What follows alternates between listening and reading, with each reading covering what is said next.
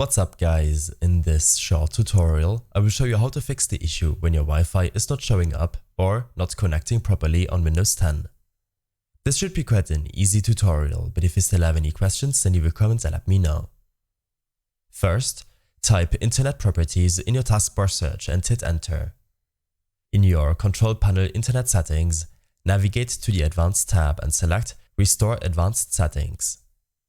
This will restore your network settings and should enable you to properly connect to your network connection. Don't forget to apply your changes. When this is done, you can close this window and search for Network Status and hit enter. On this window, select Change Adapter Options. Here, you should make sure that your network adapter is enabled.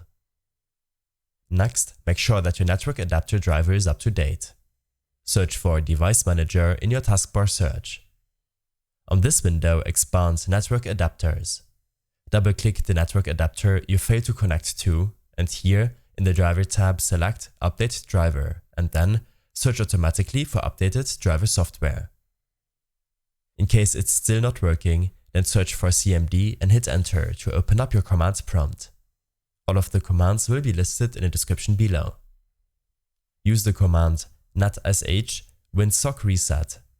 This command will reset your network adapter. Next, use the command netsh int IP reset resetlog.txt. You can then exit out of your command prompt and your network should be visible to your OS. I hope this helped you out. Leave a comment if you have any questions and see you in the next one.